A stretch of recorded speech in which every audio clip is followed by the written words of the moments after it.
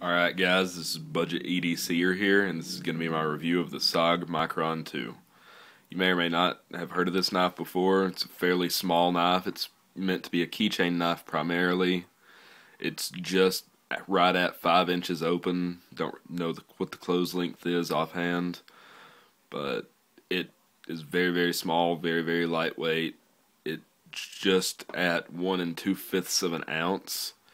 So if you have this on your keys or in your pocket or wherever you might carry it, you're going to forget you have it right off the bat.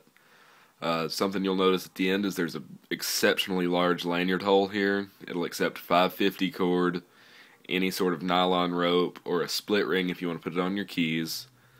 It's a lockback design. It doesn't have thumb studs or anything. It has a nail nick like a lot of traditional knives have. It opens fine, locks up pretty good, very little horizontal blade play, and I could adjust that with the pivot pin or the pivot screw if I wanted to. I just haven't done it yet. Something you may notice about the handle is that the coating doesn't stay on there the best. I think it's a black oxide coating is all they said about it, and I didn't really use this knife at all. This is just from riding around on my keys, so I can understand it getting beaten up from hitting all over my keys and all the things on my keys because it's rubbing against pieces of metal. But, I mean, that's a substantial amount of wear it's already taken. You can see right here on the back, if it'll focus. It won't. You can see it there, though. It's made in China. And for some of you that may be a problem. It's a slight problem for me because, as I've told you, I prefer to patronize American companies.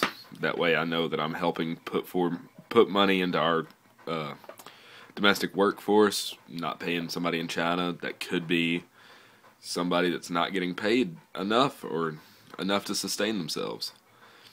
Well, that's ranting for another time, but it's got really aggressive jimping on top. It's not necessary in the least for a knife this size. Now, there's some popular YouTube commentators other than me that I think would like this knife quite a bit, and I don't know if that person's done a review on it, but you might know who I'm talking about. They're obsessed with really, really lightweight knives. They really, really like SOG as a brand, and they're obsessed with gimping. Yeah, you know who I'm talking about. It's completely unnecessary on this knife. They threw a Tonto blade on it, and it doesn't work well as a utility blade shape. It didn't work well for what I had bought it for, or I didn't buy it, what I had gotten it for, and I just was not happy with the way the knife itself performed in the blade steel, the blade shape, and the knife overall. Now, like I said, the lockup is excellent. It deploys fine, and it's aesthetically pleasing, but that's where it stops. This is something that you're going to like the way it looks, like the way it locks up, and then you're going to use it and realize after you cut two things you have a butter knife floating in your pocket. I would not recommend people buy this knife. If you're looking for a small keychain knife, look into the Kershaw OD1 and OD2 line of knives. Get something like a small Swiss Army knife made by Victorinox or Wegner, I don't remember which it is.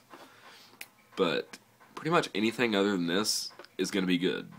SOG has completely lost my business because I did have a Trident, and I have this, and I would not buy either one again. I sold the Trident to a friend of mine. I think he got it for about $30 from me.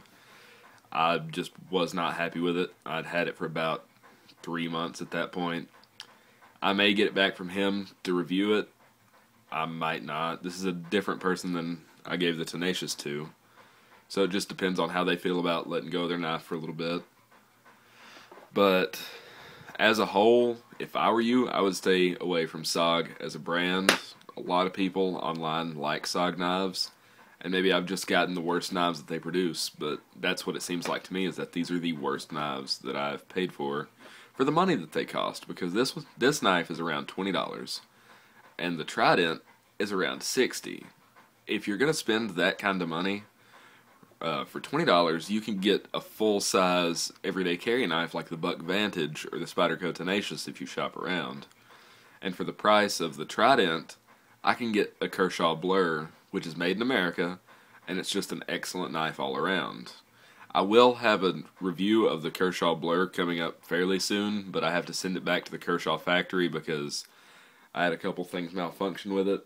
I'm not upset about that because I've had it and used it for 2 years. Used it while I worked on the farm. So that knife holds up great, and you can expect to see a review of it fairly soon. But that's all I really have to say about this knife. You're not going to get 10-minute reviews on knives that I hate. So this is Budget EDCer signing off.